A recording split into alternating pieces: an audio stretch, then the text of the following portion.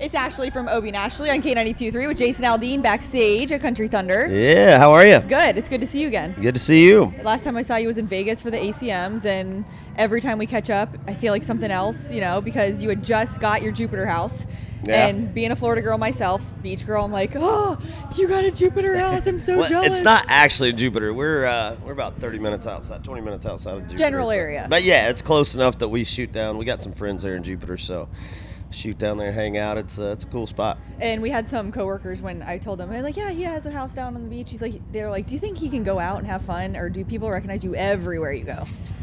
I don't know. I feel like it kind of just depends. A lot of times it's super easy, and then other times it's people come up, and which is cool. To me, it's I always appreciate if somebody's a fan and wants to say hello or whatever. Like this week we were at Disney, so we had our kids, and that gets a little weird because I want to kind of make sure we spend all of our time there with them, and they're the whole reason we went, and so those are the times where it's kind of tricky. But for the most part, I love when people come up and they're a fan of me or my family or whatever it is. It's cool. I was gonna say it's not just you anymore, because now Brittany has a huge following. I'm like the low man on the totem pole now. But your kids are adorable. Well, thank you. I know you know that, and your girls too. Your grown girls are adorable, but you got the little ones.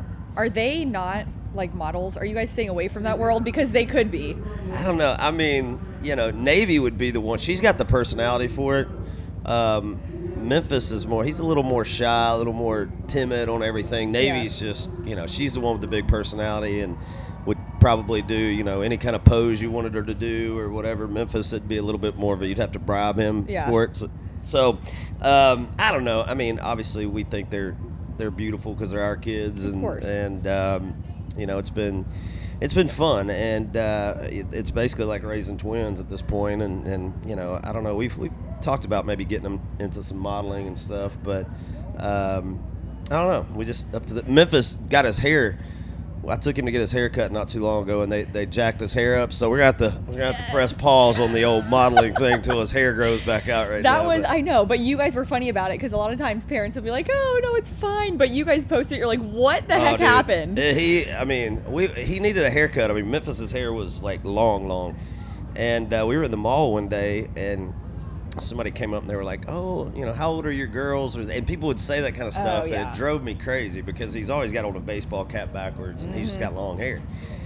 And so that day I was like, all right, I'm going to get a little bit of his hair cut off today. So we were in the mall, go to the mall to this guy, and the guy didn't speak English, and so that should have been a red flag, number one. I'm trying to explain to him what I want. He doesn't know what I'm saying. Oh, yeah. And so we just kind of rolled the dice and let him cut it, and it was horrible. Yeah. So, and then we had to call another friend of ours to come to the house and try and fix it, which looks better, but it still doesn't look good. You guys tried taking the normal route, though? You tried not being like, oh, no, we got to go to like a celebrity stylist. Oh, yeah. You tried going into the mall. Yep. I wouldn't recommend it for anybody out there that needs a haircut. So good to know. Okay, what about new music coming up? I know we're coming to the end of the year. A lot of people kind of start shutting it down, but of course a lot of people also try to get things done for the first of the year, release some new stuff. Yeah, I think our plan right now is to finish out this year. We got one more weekend left. Next weekend is our last week of the tour. We kind of wrap up then, and then I think I'm looking at probably going in January maybe and start recording some new stuff for the next album.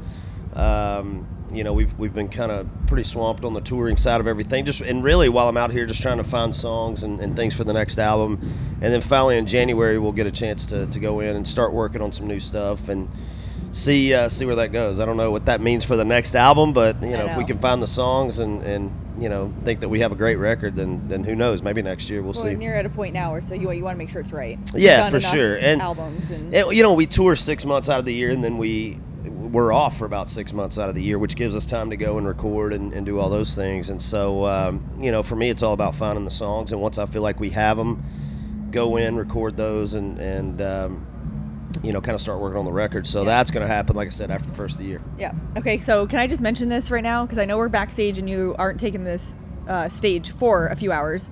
The fact that you can come in so chill, like what we'll call dress down, because when you get on stage, you told I call this like everyday wear. This is your everyday wear, comfortable. Oh, yeah. But bus clothes. That's what this is. But not every artist comes in that way.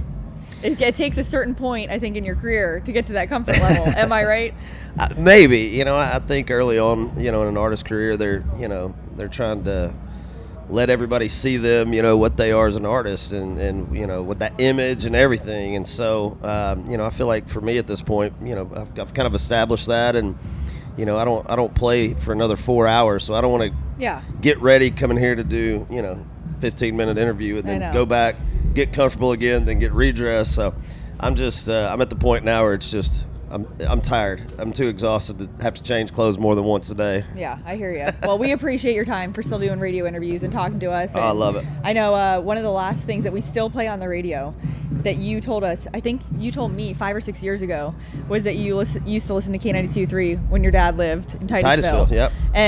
But they're up in Nashville now. Family's all up around you. Yeah, my whole family is my immediate family is all up in Nashville now. But you know, I spent all my teenage years pretty much down in Titusville, and you know, K92 was always on there. That was the big station. So I remember when I started having hits and kind of traveling around and doing some of the interviews, and the first time I did an interview with K92, it's like, oh man, it was kind of cool for me because that was one of the big stations that I listened to and used to call in to request songs. And you know, I remember calling them to request Brooks and Dunn's Brand New Man one time when it was like that summer when it came out. And they like put me on the air, played the song, and so it was just kind of crazy when I started doing interviews like this and running across stations like that. My station in my hometown of Georgia, you know. Yeah. It's kind of crazy. Well, again, we appreciate your time. Jason Aldean, Backstage with K92.3 and Obie and Ashley.